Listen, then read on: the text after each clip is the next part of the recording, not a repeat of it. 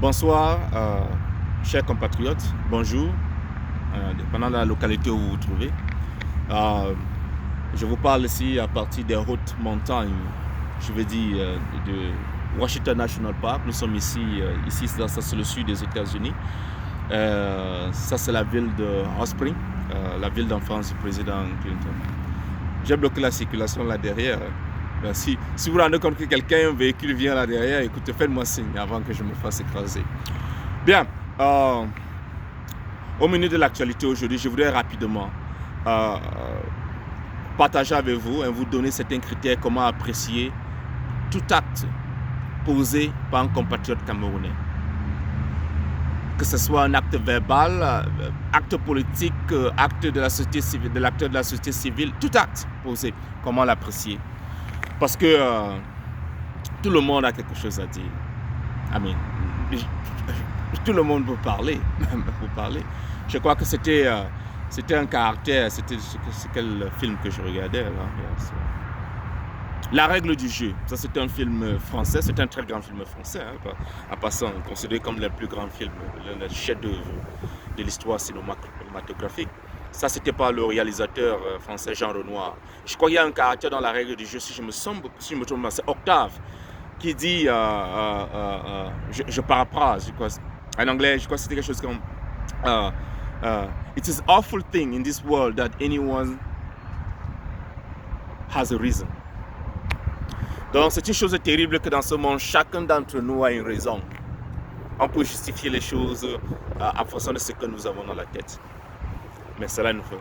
Mais où se trouve dans la vérité? Mais si chacun d'entre nous, si le monde est relatif, je ne crois pas que le monde soit si relatif. Il y a des choses qui sont. Il y a des choses qui sont conformes à ce qui est approprié, à ce qui est juste, à ce qui est vrai. Il y a des choses qui sont conformes à ce qui n'est pas approprié, à ce qui est faux. Chacun d'entre nous doit travailler à cela. Mais malheureusement, c'est un défaut. Quand vous observez, quand vous lisez, vous vous rendez compte que beaucoup d'entre nous manquent cette capacité. Quelques critères. Donc j'en parlerai rapidement parce que cela a lieu. Deux choses que j'ai lues cette semaine. Je crois que le journaliste Alain Etout d'Equinox nous avons appris qu'il aurait été menacé, menacé de mort, et c'était un membre de sa famille menacé, tout simplement parce qu'il a interrogé l'activiste Calibri Calibro, qui la semaine précédente, la semaine passée, a interviewé, a eu un échange avec un homme suffisamment puissant qui est le président de la France qui est la 5e ou la 6e grande économie du monde. Donc c'était pas une petite chose, donc ça c'est déjà l'actualité en lui-même.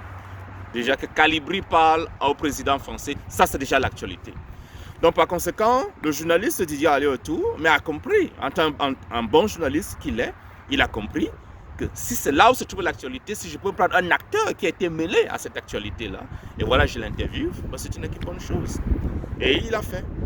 Et voilà pourquoi dans une raison passée, je signalais qu'il faut comprendre le métier des journalistes aussi. C'est créer une certaine audience. Non seulement c'est d'informer, mais également c'est créer, donner une information utile, mais c'est créer une certaine audience en fonction de la ligne éditoriale de l'organisation. Donc il a interviewé M. Calibri Calibro pour ces raisons. Parce que Calibri a non seulement eu une interaction avec l'un des hommes les plus puissants de cette planète, et de deux, c'est parce que l'objet de l'interaction a quelque chose à voir avec notre pays, le Cameroun. Simple.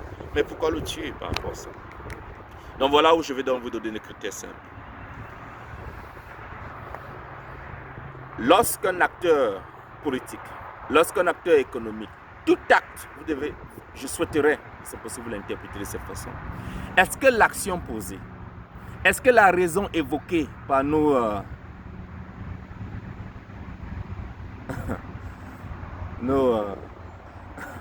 ils aiment bien s'appeler de cette façon, par nos intellectuels. Est-ce que l'action posée met la raison évoquée? En quoi est-ce que cela améliore les choses? Moi, je vais être pragmatique. Est-ce que l'acte posé par Calibri Calibro a aidé notre pays? Mais si oui, c'est une bonne chose. Qu'est-ce qu'il y a à vouloir dénoncer? Qu'est-ce qu'il y a à vouloir tuer quelqu'un? Est-ce que l'acte posé, revenons à ce Calibri de l'autre côté, parlons de Otou, parce que le journaliste, c'est ça qui m'intéresse.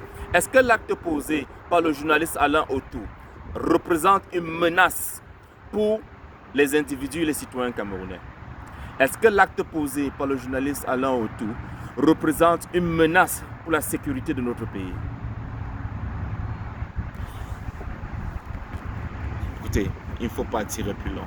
La réponse est claire, elle est évidente. C'est non. Donc, je ne vois pas pourquoi.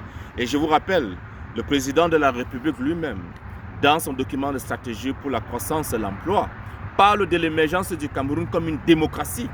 Et dans son discours passé, il soulignait le fait que des avancées ont été faites. Mais écoutez, il faut valider ces propos. Dans notre pays, des gens ne devraient être pas menacés. Oh, ça se fait partout bien. Mais je veux dire, c'est la démocratie. Donner la possibilité à chacun des acteurs de s'exprimer. Bien évidemment, il y a lieu qu'on interpelle ceux qui tiennent des propos qui peuvent être nocifs pour le bien-être social. Si l'acte posé par le citoyen camerounais représente une menace ou une nuisance au bien-être d'un citoyen ou bien des autres citoyens, par conséquent, ce n'est pas un acte approprié. Voilà un critère simple. Une action appropriée. Est-elle appropriée par rapport au temps? Est-elle appropriée par rapport à la circonstance? Représente-t-elle une menace pour le bien-être d'un individu, pour le bien-être d'une communauté, pour le bien-être d'un pays? Sinon, laissez-la passer. La raison évoquée également par nos intellectuels qui sont prêts à citer les philosophes à gauche, à droite, à citer... Écoutez, ne vous faites pas leurrer par tout cela. L'appréciation de la vérité n'est pas le privilège de quelqu'un qui s'en va lire les livres à gauche, à droite et régurgiter ça simplement. Cette espèce de diarrhée mentale là. Non. L'appréciation de la vérité demande une autre capacité mentale. Martin Heidegger, je vous prends l'exemple par exemple d'un philosophe, Martin Heidegger, qui a supporté le régime nazi d'Hitler. Voilà un grand philosophe, mais qui supporte les actions, je veux dire, complètement destructives d'un malade mental. N'était-il pas un intellectuel? N'était-il pas un philosophe? Alors mes chers compatriotes, je constate encore, vous continuez toujours de prendre ces gens qui lisent trop de livres, qui ont les diplômes, mais c'est une bonne chose. Docteur, ceci, professeur, vous le prenez comme des dieux, ils ne sont pas des dieux, ils ne sont pas. Ils démontrent cette incapacité à théoriser s'ils sont des professeurs, docteurs, mais ça s'arrête là. Le mental a plusieurs départements, a plusieurs composantes. Donc il y a d'autres qualités qu'il faut utiliser pour pouvoir apprécier un individu. Donc je crois que je vous ai donné un critère. Est-ce que ça avance le pays? Est-ce que l'acte posé par un politicien? Est-ce que l'acte posé par un acteur de la société civile? Est-ce que l'acte posé par un acteur de l'activité économique ou bien par tout citoyen lambda? Avant de l'apprécier, posez-vous la question, est-ce que cet acte avance, améliore les choses, nous aide à aller de l'avant? Sinon, ou bien est-ce que la raison évoquée dans l'article, c'est un argument qui est valable, qui aide à prospérer, apporte la joie, apporte le bonheur au plus grand nombre? Sinon, laissez tomber. Voilà un critère simple que je donne. Maintenant, nous pouvons revenir aux éléments importants de l'actualité et qui ont trait à ma ligne éditoriale, parce que je couvre et j'essaie toujours de parler de tout ce qui est lié aux indices de développement humain que sont la santé, l'éducation et la qualité de vie. Bien évidemment, dans la qualité de vie, je rappelle encore, je vais couvrir tout ce qui est lié à l'emploi, tout ce qui est lié à l'économie, tout ce qui est lié à l'accès à l'électricité, à l'accès à l'eau. Donc revenons. Cette semaine, nous avons appris que, commençons par la santé, que un pays voisin, le Nigeria, a recensé son premier cas de coronavirus. Donc j'en profite ici également pour essayer de vous interpeller et vous dire, ce n'est pas pour créer une certaine espèce de frenzy ou une certaine espèce d'hystérie, mais je vous invite chacun d'entre vous à prendre des précautions pour pouvoir vous protéger, parce qu'on se rend compte qu'il y a une recrudescence, je veux dire, des cas partout dans le monde, même ici aux États-Unis ou dans le sud, à San Antonio, dans le Texas là, et même à l'ouest, à Washington State, on a répertorié quelques cas. Donc, si le Nigeria a déjà 1 ou 2 cas, le pays voisin que le Cameroun doit être préparé. Donc, j'espère que les autorités de santé dans notre pays ont déjà mis en place des plans d'action pour pouvoir essayer de tacler ce problème s'il en venait à être identifiés au Cameroun. Mais qu'est-ce que vous, en tant que citoyen, pouvez faire? Je suggère, par exemple, en tout cas, ce sont des mesures de précaution qui sont prises généralement pour presque toutes les maladies respiratoires. Éviter les contacts très proches avec les autres en ce moment. J'ai dit, par exemple, cette semaine qu'en France, les autorités de santé ont demandé aux gens d'éviter les embrassades. Donc, voilà, si vous pouvez éviter un tout petit peu ce genre de choses, c'est ça, éviter les contacts très proches. Si vous avez de la toux, si vous éternuez, essayez d'éternuer dans un moussoir ou bien essayez d'éternuer dans votre main. Lavez-vous les mains dans votre coude, je veux dire dans la partie intérieure de votre coude, là-dessus, antecubital area. Et essayez d'éternuer là à l'intérieur. Lavez-vous les mains. Si vous êtes malade, essayez de rester à la maison, simplement si vous avez des maladies respiratoires. Voilà quelques petits conseils que je peux donner à certains d'entre à vous autres, mes compatriotes camerounais. Mais j'espère donc bien, et ça me permet aussi d'interpeller les autorités de santé du Cameroun de se préparer. Ils doivent vraiment se préparer. Et je crois qu'ils ont déjà mis un système d'alerte en place. Donc voilà, nous devons rester éveillés. Un autre fait d'actualité, et ceci est lié à l'accès à l'eau. J'ai appris, en lisant un article, j'ai appris cette semaine que le ministre de l'eau et de l'énergie, M. Somba, s'est rendu dans la localité de Banjok, où il a assisté à la réhabilitation de la Scanwater. Ce sont des espèces de châteaux d'eau, des stations de pompage, j'espère également de filtrage et de distribution d'eau potable dans la localité. Et d'après l'article, je crois que ce serait l'article de Cameroun Tribune, cette opération de réhabilitation là va permettre à peu près à 2000 personnes d'avoir accès à l'eau potable. Et par conséquent, on verra probablement une certaine baisse de taux d'incidence des maladies hydriques, comme la typhoïde et quoi que ce soit.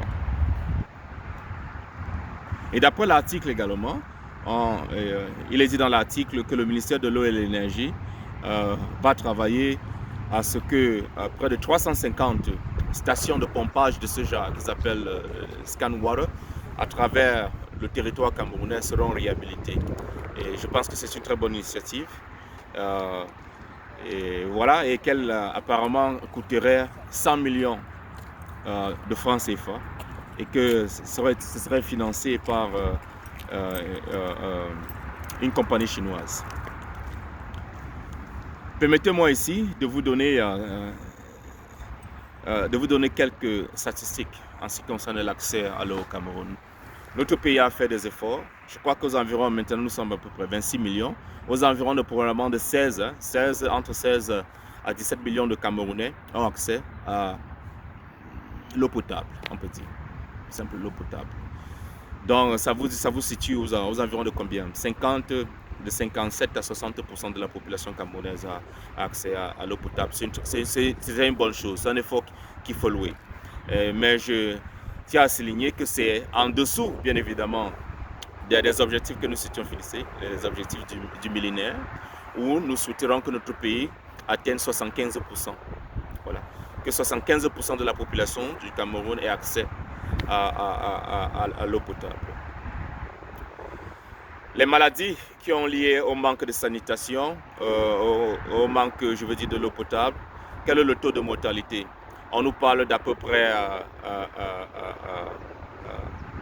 5,4%, je veux dire 6%. Ça veut dire que de toutes les morts que vous pouvez recenser au Cameroun, près de 6% de toutes les morts, là, de toutes les causes de mortalité, voilà, 6% sont liés, par exemple, au manque d'eau potable et d'installations sanitaires appropriées.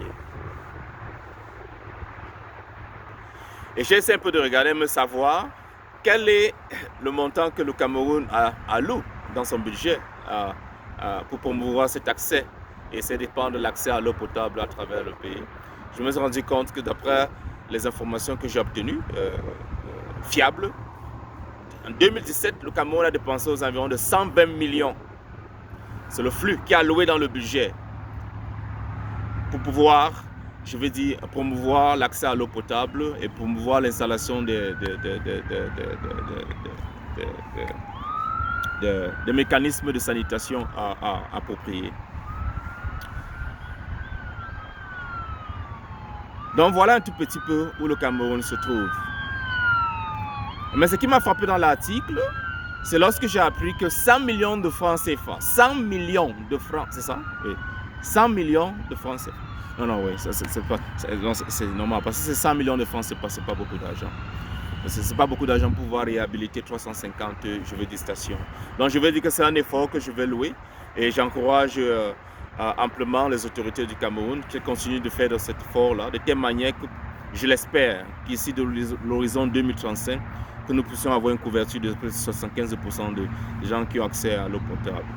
Et nous reviendrons là-dessus et également, probablement dans les semaines à venir. Je suis bien curieux de savoir combien de personnes seront touchées lorsque les 350